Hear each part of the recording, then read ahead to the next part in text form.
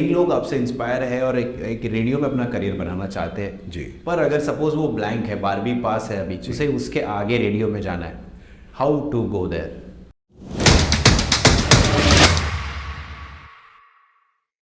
So hello and welcome to one more exciting episode of the Rahul Dongre show. दोस्तों अगर आप radio से related कुछ भी इन्फॉर्मेशन चाहते हैं तो ये पॉडकास्ट आपके लिए है। So watch this video till the end. आज हमारे साथ में है Milind Patil sir from Orange Radio. Welcome to the show sir. Thank you very much Rahul, thank you, Yes. बहुत बहुत शुक्रिया। yes, मैं sir. तुम्हारा काम भी देख रहा हूँ और बड़ी खुशी होती है अपने शहर में इस तरीके के पॉडकास्ट चल रहे हैं। जी जी sir, thank you so much sir आपका अप्रिशिएशन के लिए। एंड सर आगे बढ़ने से पहले हमारे ऑडियंस को अगर आप अपने बारे में कुछ थोड़ा सा बता पाए तो। देखिए मेरा करियर पिछले 20 सालों से रेडियो इंडस्ट्री के साथ है, स्पेशली प्राइवेट एफएम के साथ। तो जब नागपुर में रेडियो आए, रेडियो मिर्ची जब पहले स्टेशंस आए तो उसमें रेडियो मिर्ची के हम लोग पहले आरजेस थे। अच्छा, नागपुर के। अच्छा। तो मैं 4 साल तक मॉर्निंग शो करता रहा, prime time show, high Nagpur. और उसके बाद फिर मेरी एक लाइन हुआ करती थी जो काफ़ी सालों तक मैं बोलता रहा, रोज के लाइफ में वो झोल झाल तो मिलिंद को बोल डाल। उसके बाद मैंने माय एफएम ज्वाइन किया जो भास्कर ग्रुप है। भास्कर में मैंने 4 साल तक काम किया। ठीक है। उसके बाद मुझे ऐसा लगा कि 10 साल बहुत ज़्यादा हो गया था करियर। ठीक है, आपको अच्छा पैसा भी मिल रहा था, नाम भी मिल रहा था, लेकिन मैं कुछ और करना चाह रहा था रेडियो इंडस्ट्री में। और फिर उसी वक्त इस शहर के एक बड़े नामी बिल्डर हैं जिनका नाम ARITL की कंपनी है, मिस्टर अभिजीत मुजुमदार। अच्छा। वो एंटरटेनमेंट इंडस्ट्री में भी कुछ करना चाहते थे। ठीक है। और इत्तेफाकन मेरी उनसे मुलाकात हो गई, दोस्ती यारी हो गई और फिर उन्होंने कहा कि रेडियो शुरू करते हैं। अच्छा। तो मुझे ऐसा लगा पर्सनली कि ये बहुत अच्छा मौका है कि आप रेडियो जॉकी से आप एक रेडियो पूरा इस्टेब्लिश करने के लिए काम करेंगे। और उन्होंने वो भरोसा दिखाया मुझ पर और फिर हमने through out bidding, infrastructure, talent, okay, तो वो 3 स्टेशन से हमने शुरुआत की, अकोला, बिलासपुर, सांगली। ओके। और उसके बाद फिर हमने अभी पिछले 2 साल पहले 10 स्टेशन और टेक ओवर किए। वाह। तो टोटल ऑल ओवर इंडिया में, पैन इंडिया, हम लोग अभी 30 स्टेशंस रन कर चला रहे हैं। जहाँ मैं नेशनल रेडियो हेड के तौर पे वहाँ अभी देख रहा हूँ उस रेडियो। वंडरफुल। तो ये मेरा रेडियो का जर्नी है। Superb superb sir. 13+ आप स्टेशन चला रहे हैं एंड आपकी आवाज़ और लोगों के मुद्दे आप उठा रहे हैं, बाकी की चीज़ें भी आप बता रहे हैं रेडियो के थ्रू। सर हम लोग बचपन से रेडियो सुनते आ रहे हैं। रेडियो कहीं ना कहीं हमारे मतलब ब्लड में चलता है, हमें सुनाई देता है। एक समय था जब हमारे पास में रेडियो ही थे, बाद में टीवी आई, फिर आज मल्टीपल चीज़ें अवेलेबल है, मोबाइल और ये। तो इन सब चीज़ों में अब रेडियो का क्या स्थान देखते हैं आप बेसिकली? देखिए, मेरा तो बचपन गांव में गुजरा, कुछ इस शहर में गुजरा है। हाँ। तो गांव में तो रेडियो के अलावा कोई ऑप्शन ही नहीं था। True. और खैर मैं छोटा था उस वक्त तो, लेकिन मुझे आज भी याद है कि क्रिकेट का मैच हो या फिर बिना का गीतमाला या शिवा का गीतमाला, तो एक रेडियो हुआ करता था, एक कहीं जिसके घर में जिसकी माली हालत अच्छी थी उसका एक रेडियो हुआ करता था और पूरे गांव के लोग बैठ के पूरे रेडियो पे प्रोग्राम सुना करते थे। तो हमने बचपन से शायद डायरेक्टली इनडायरेक्टली कहीं ना कहीं हम इस मीडियम के प्यार में रहे हैं। स्पेशली अगर हम लोग भारत की बात करें तो मुझे लगता है कि रेडियो का बड़ा कॉन्ट्रीब्यूशन रहा है इस देश में।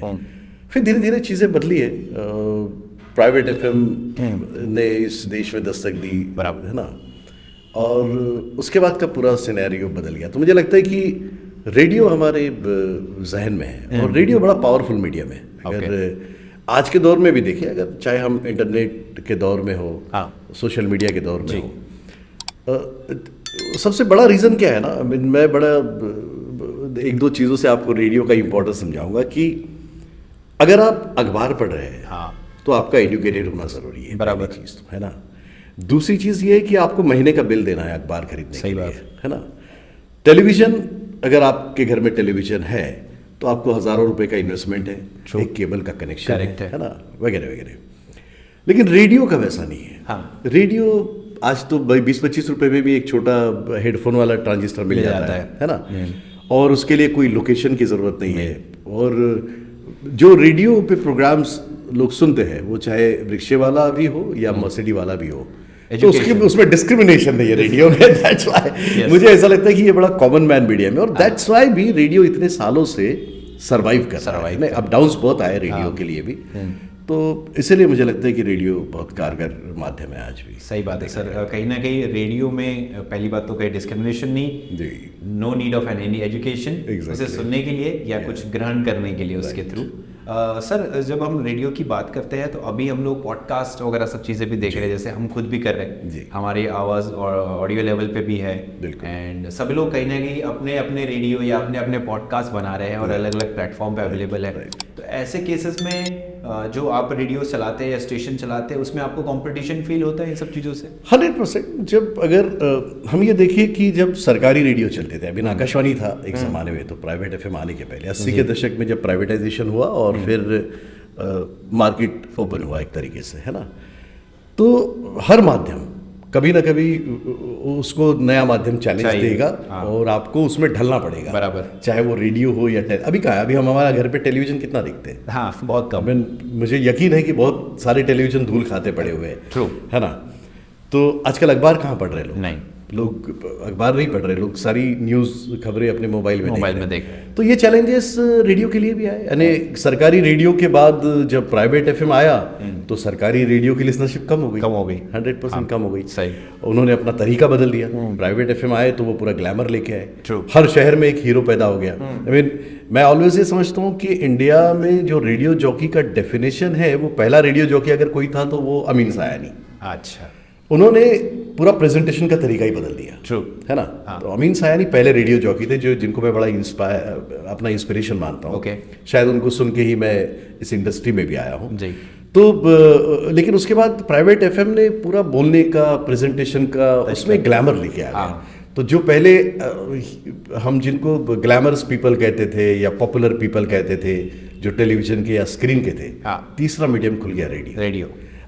मैं जब रेडियो में आर्जिंग किया करता था तो मैंने, इनफैक्ट अभी भी जो आरजेज है, तो मैंने वो भी दौर देखा है कि आप जा रहे हो तो आपको बॉडीगार्ड्स भी लग रहे हैं, अच्छा, भीड़ आपके ऑटोग्राफ्स भी ले रही है। तो वो एक बड़ा रिवॉल्यूशन था रेडियो इंडस्ट्री में प्राइवेट एफएम ने जो किया, जो मैं समझता हूँ अच्छा, कि उन्होंने हर शहर में ऐसे लोग दिए जिनके चेहरे बहुत पॉपुलर थे। तो चैलेंज तो है, अभी भी रेडियो को डिजिटल का सहारा लेना पड़ रहा है। पहले रेडियो आरजेस की शक्लें नहीं दिखती थी, है ना। अब तो आपको शक्ल दिखानी पड़ती है। अब आपके लिए टारगेट है कि भाई आपका सोशल मीडिया भी इतना पॉपुलर होना चाहिए, स्ट्रांग होना चाहिए। अब तो रेडियो इंडस्ट्री ने अपने पॉडकास्ट भी शुरू कर दिए हैं, तो समय के साथ तो बदलना पड़ेगा, चैलेंजेस आएंगे। इनफैक्ट डिजिटल के माध्यम में भी वही हुआ है, फेसबुक कम हो गया है अभी, एक जमाने में ऑरकुट हुआ करता था, तो चीजें तो चैलेंजेस ऑलवेज रहेगी, फिर कुछ तो भी नया आएगा, हमको ढलना पड़ेगा। इसमें एक कहावत याद आई कि बुद्ध कहते हैं कि एवरीथिंग इज अनिश्चित, तो एग्जैक्टली, तो it's like nothing is permanent. तो ये हर एक के साथ में होगा, और ये जो बदलाव को एक्सेप्ट करेगा वही आगे बढ़ेगा, और वो करना भी चाहिए, वरना तो मतलब ही नहीं होता। सृष्टि का नियम ही है बदल। ये तो है ही। सर रेडियो पहले एक आवाज हुआ करता था, लोग एक बहुत सुंदर सी आवाज जिसमें चाहे अगर वो पुरुष है तो एक मर्दानी आवाज या फीमेल है तो बहुत सुंदर सी आवाज। तो क्या ये जरूरी है कि हमेशा इस तरीके की आवाज ही व्यक्ति ही रेडियो तक पहुंच सकता है? नहीं, अब उसमें देखिए, कुछ आवाज़ों की हमें आदत हो गई कि भाई बच्चन की आवाज़ अच्छी लगती है हमको, क्योंकि एक बेसिक वॉइस में एक वाइब्रेशन होता है ना, एक मेलोडी होती है। फॉर एग्जांपल कोई फीमेल सिंगर गा रही है, अगर कविता कृष्णमूर्ति की बात करें तो हर आवाज़ की अपनी एक मेलोडी होती है। लेकिन मुझे ऑलवेज ऐसा लगता है कि दुनिया में जितनी शक्लें हैं, क्योंकि हर एक की शक्ल अलग है, हर एक का चेहरा अलग है, हर एक का फेस अलग है, मुझे ऐसा लगता है कि हर वॉइस का टेक्सचर भी अलग है। और अगर हर चेहरा खूबसूरत है तो हर आवाज भी खूबसूरत है। तो भाई अगर आप देखें तो रानी मुखर्जी के वॉइस का टेक्सचर अगर देखें तो वो फीमेल के टेक्सचर में नहीं आता है, उसमें थोड़ा सा मर्दानी आवाज मिक्स है, यानी खर्च है उसकी आवाज में। लेकिन आपको अभी मैं सुना दूं, उसका कोई डायलॉग आपको याद रहेगा। कहने का मतलब ये है कि उसको मार्केट किया जाता है। ओके, 100%। आप जितनी बार उसको सुनेंगे वो आपके कान पे बैठेगी, वो सिंपल है। ओके, तो मैं थोड़ा उसमें विश्वास नहीं रखता हूँ कि आवाज़ बेसी होने से ही वो आवाज़ बहुत पॉपुलर होगी। मुझे लगता है कि कंटेंट बहुत मायने रखता है, आपकी डिलीवरी बहुत मायने रखती है। अच्छा, तो और आवाज़ को ट्रेन भी तो करना पड़ता है। वो तो है। तो हम तो छोटे गांव से आए हुए लोग थे जिन्होंने अपनी आवाज़ के ऊपर काम करके आगे बढ़े। बिल्कुल। सर ये हम लोग देखते हैं कि रेडियो जन जन तक पहुंचता है, घर घर में, एकदम देहातों तक जाता है जी। जैसे हमने स्टार्ट में बात किया कि जिनके पास कुछ नहीं हो उनके पास रेडियो तो होता है, वो Exactly. सुन तो पाते हैं। बिल्कुल। सर ऐसे केसेस में रेडियो की रिस्पॉन्सिबिलिटी बनती है कहीं ना कहीं कि अवेयर करना लोगों को टॉपिक्स के बारे में और क्रांति लाना। 100%। अरे मैं अपने आप को कभी भी नो डाउट मैं इस शहर में एक समय तक बड़ा पॉपुलर आरजे रहा हूँ, नंबर 1 आरजे रहा हूँ, है ना, क्योंकि रेडियो का भी अपना एक रिसर्च निकलता है, सर्वे होता है, तो 8-10 साल तो इस शहर ने मुझे वो पॉपुलैरिटी दी है, ठीक है ना। अब देखिए क्या है, वॉटेवर जितने भी प्रचार के माध्यम है, नो डाउट उसमें मार्केटिंग है, वो तो आएगा ही, एक फाइनेंशियल एस्पेक्ट तो है ही, लेकिन उनकी सोशल रिस्पॉन्सिबिलिटी तो 100% है। करेक्ट। और अगर सोशल रिस्पॉन्सिबिलिटी के साथ अगर वो माध्यम अपने आप को ये नहीं करता है तो फिर उसका हाल टीवी जैसा भी होने लगता है, उसका हाल अखबार जैसा भी होने लगता है, क्योंकि आपकी सोशल रिस्पॉन्सिबिलिटी और आपको जन जन तक जाना है, जन जन की बातें करना है, बराबर। उसके बगैर रेडियो की तो और भी ज़्यादा रिस्पॉन्सिबिलिटी है। बराबर। तो मुझे तो ऑलवेज ये लगता है कि मैं शायद कोई बहुत क्या कहते हैं उसको, बहुत ऐसा ओरिएटर या बहुत बड़ा स्पीकर नहीं था। मुझे ऑलवेज ये लगता है कि मेरा बैकग्राउंड जो सोशल बैकग्राउंड से मैं आया था, आई मीन लाइक घर का जो सोशल माहौल था, अलग अलग मोमेंट में मैं रहा था, तो उसकी वजह से मेरी सोशल समझ बहुत इम्प्रूव हो गई थी। तो मेरे लिए ह्यूमन बहुत मायने रखता था, ह्यूमैनिटी बहुत मायने रखती थी, और मुझे लगता है कि मैंने जो 12-15 साल जो भी रेडियो पे डिलीवर किया और मैं पॉपुलर रहा तो सिर्फ उसी की वजह से। अच्छा। तो मुझे लगता है कि आवाज़ से ज़्यादा बहुत ज़रूरी है कि हर मीडियम अपनी सोशल रिस्पॉन्सिबिलिटी समझे, बराबर सर, जैसे आप कर रहे हैं अभी। बिल्कुल बिल्कुल, ये हमारी रिस्पॉन्सिबिलिटी है, और चाहे जो भी जरिया हम यूज़ करें, प्लेटफॉर्म कोई भी हो, लेकिन एट दी एंड पे बैक टू द सोसाइटी होना चाहिए। 100%, बिल्कुल सर, कई लोग आपसे इंस्पायर है और एक रेडियो में अपना करियर बनाना चाहते हैं जी, पर अगर सपोज वो ब्लैंक है, 12वीं पास है अभी, उसे उसके आगे रेडियो में जाना है, हाउ टू गो देयर? देखिए राहुल, क्या हुआ ना, जब रेडियो में ज्वाइन किया, मैं तो आपको थोड़ा सा किस्सा बताता हूँ। तो जब मैं रेडियो में, जब नागपुर में रेडियो का ऑडिशन था, उस वक्त तो हमको पता ही नहीं था कि भाई रेडियो मिर्ची नाम से भी कोई रेडियो होता है, प्राइवेट एफएम की कोई चीज़ होती है। ये मैं आपको बहुत ज़्यादा नहीं, ये 20 साल पहले की बात बता रहा हूँ, ठीक है ना। तो जब रेडियो आया तो किसी दोस्त ने कहा कि उस वक्त तक मैं शोज़ किया करता था, एंकरिंग किया करता था, अलग अलग शोज़ किया करता था, तो मैं बहुत घुमा हूँ, ठीक है। तो जब नागपुर में ऑडिशंस हुए तो हमारे लिए बड़े सरप्राइजेस थे। एक तो जो लोग ऑडिशन लेने आए थे वो बड़े अंग्रेज टाइप के लोग थे, बड़े शहरों के लोग थे, है ना, पूरा कल्चर उनका हाई फाई वाले मोड का था।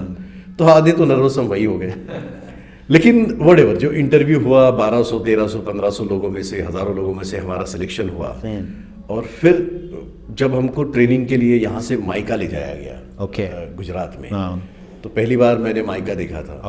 और पूरे इंडिया से, क्योंकि वो सेकंड फेज था रेडियो का, तो पूरे इंडिया से ऑडिशन करके वहाँ पे सारे लोग आए हुए थे, ठीक है, सारे बच्चे, यंगस्टर्स आए हुए थे, और सब अलग अलग बैकग्राउंड से थे। तो वो बड़ा मज़ेदार था, और वो सारे बैकग्राउंड में, वो सारे बच्चों की भीड़ में हम ही शायद ऐसे थे कि जो कारपोरेशन के स्कूल से पढ़े हुए लोग थे, जिनको कंप्यूटर बहुत अच्छा नहीं आता था, अच्छा, जिनकी अंग्रेजी बहुत अच्छी नहीं थी, तो हम तो नर्वस हो गए, बिल्कुल। और हमने सोचा यार बहुत मुश्किल है, यहाँ हम काम नहीं कर पाए। अच्छा, तो लेकिन ठीक है, वो हमारा 15-20 दिन का ट्रेनिंग हुआ, फिर हम लोग नागपुर आए। फिर नागपुर में तब हमारे स्टूडियोज बनना शुरू हुए थे, तो मैं हर चीज़ को देख रहा था, बचपन से मेरी आदत रही है। और लेकिन मुझे ये समझ में आ गया था कि ये मेरे पास एक गोल्डन चांस है, अगर मैंने इसको मिस कर दिया तो शायद फिर मैं ज़िंदगी में कभी इस करियर पे नहीं आ पाऊँ।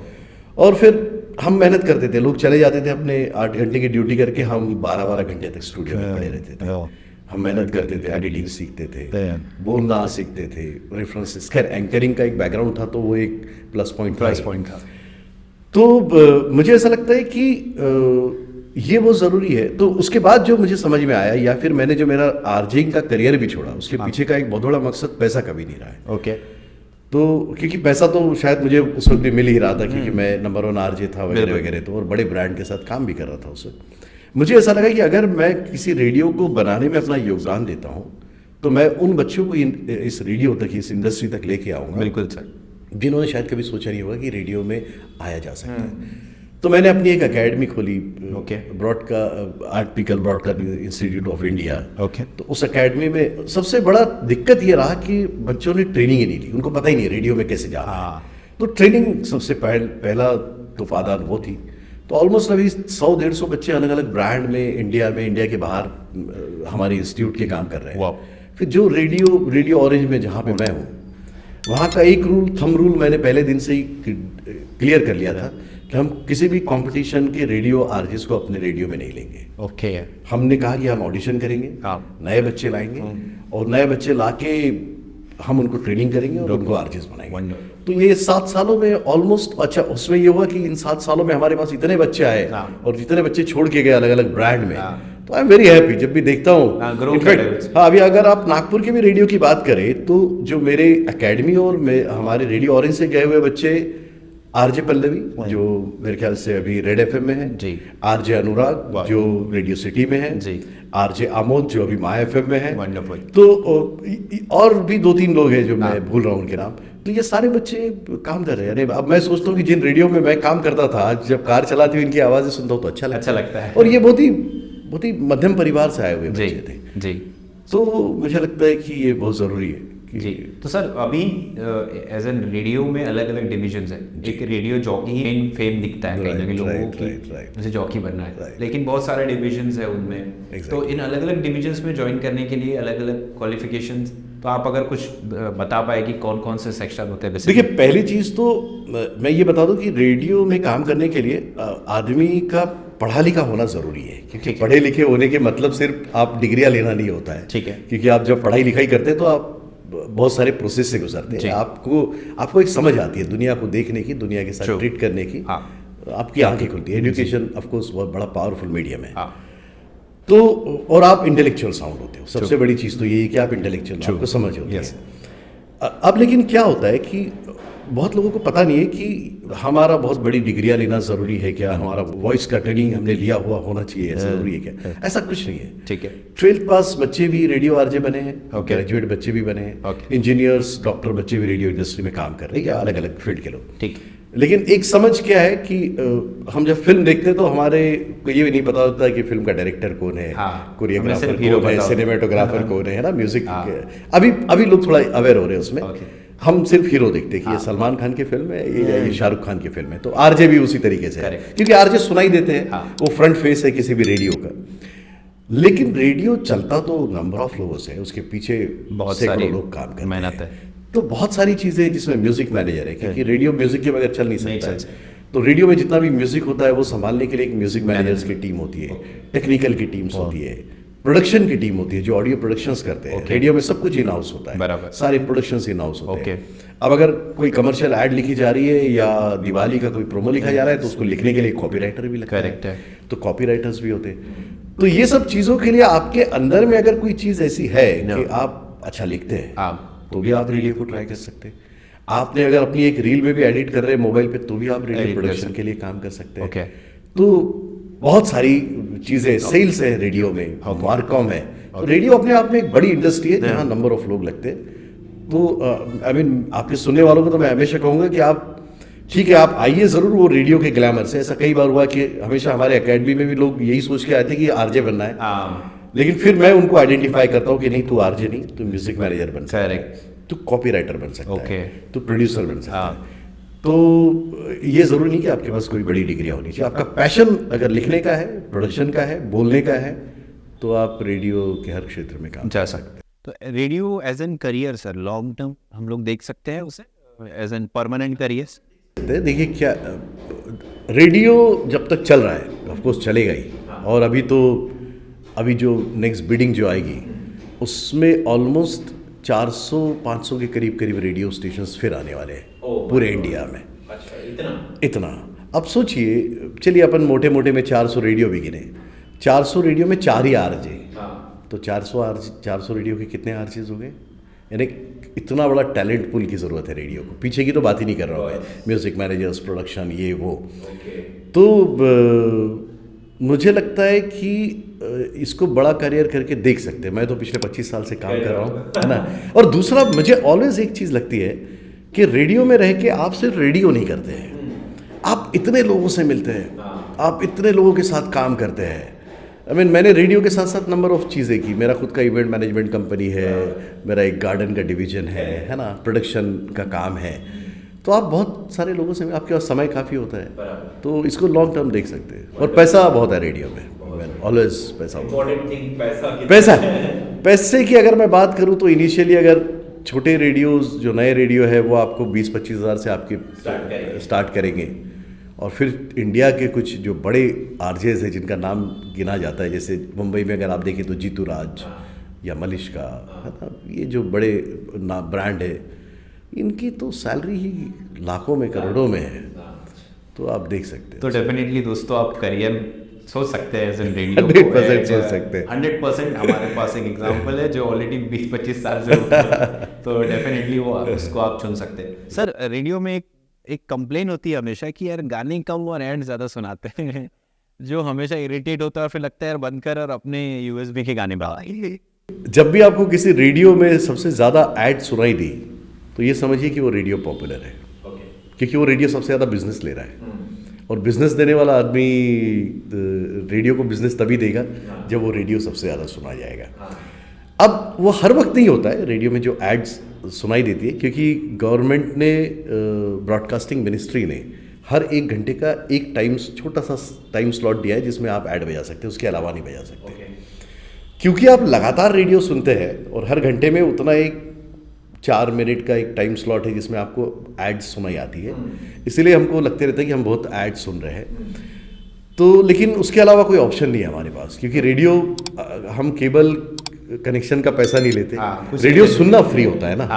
रेडियो सुनने के लिए कोई चार्जेस नहीं है। तो ऑफकोर्स इतना बड़ा सिस्टम, इतना बड़ा प्रोडक्शन हाउसेस चला रहे हैं, इतनी सैलरीज है ना, तो उसके लिए तो पैसा लाना पड़ेगा। तो पैसा टारगेट होता है और वो एड्स के बगैर आ नहीं सकता है। तो कभी कभी वो कंप्लेंट्स आती है। शायद जब मैं भी आरजे था तो मुझे भी लगता था कि यार कितनी ऐड लगाते हो यार। लेकिन अब जब मैं खुद रेडियो के प्रोसेस में हूँ, जब उसको रनिंग वाले मोड में हूँ, चला रहा हूँ, तो मुझे समझ में आ रहा है कि नहीं, वो हमारा ब्रेड बटर है।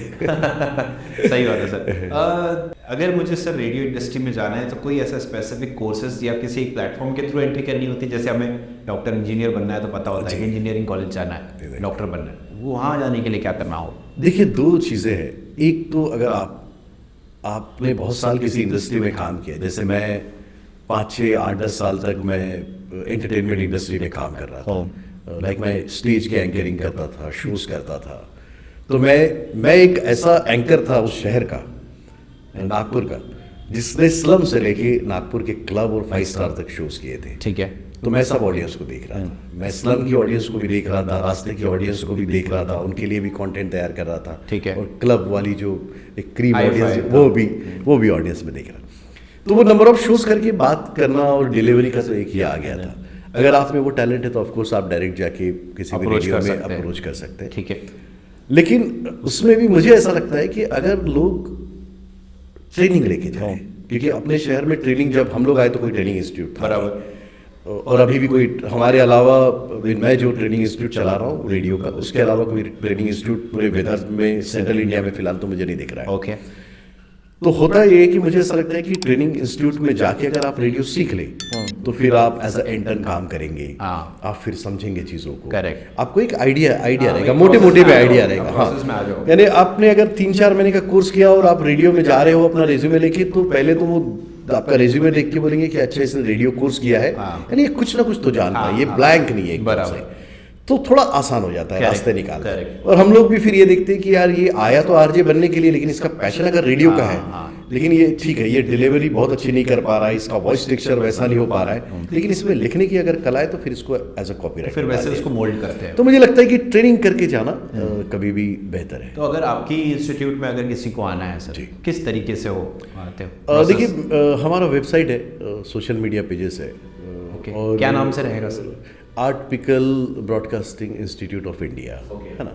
और सुयोग नगर में जहाँ मैं रहता हूँ वहीं मेरा स्टूडियो, मेरा ट्रेनिंग इंस्टीट्यूट है। और क्योंकि वो बहुत आसान हो जाता है कि अगर वो हमारी ट्रेनिंग इंस्टीट्यूट से करें, अब इतने साल का जो एक्सपीरियंस है, रोज़ कहीं ना कहीं से फ़ोन आते रहते हैं, यार आरजे है क्या, यार प्रोड्यूसर है क्या, यार कॉपीराइटर है क्या, मैं बताओ। और मुझे इसलिए भी ज़्यादा आते हैं क्योंकि मैं सब नए लोगों को लेके काम कर रहा हूँ। तो जिस किसी भी बच्चे को अगर इंटरेस्ट है इस इंडस्ट्री में तो वो हमसे आके कांटेक्ट कर सकते हैं, रेडियो ऑरेंज में आ सकते हैं।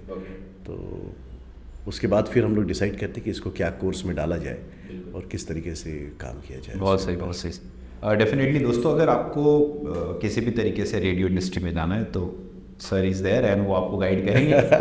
एब्सोल्युटली। एक लास्ट क्वेश्चन सर कि अगर आपका कोई मैसेज यूथ के लिए अगर वो रेडियो की ओर जाना चाहता है। देखिए, मुझे ऐसा लगता है कि हर आदमी अपने क्या कहते हैं लाइफ को सेटल करने के लिए पढ़ाई करता है, लिखाई करता है, ये सब तो चलते रहता है, लेकिन हम सभी में कुछ ना कुछ प्रतिभाएं छुपी है। और हर आदमी किसी ना किसी कोई ना कोई आर्ट तो उसमें होता है, चाहे वो लिखने की कला हो, पेंटिंग की कला हो, बोलने की कला हो, वॉट एवर।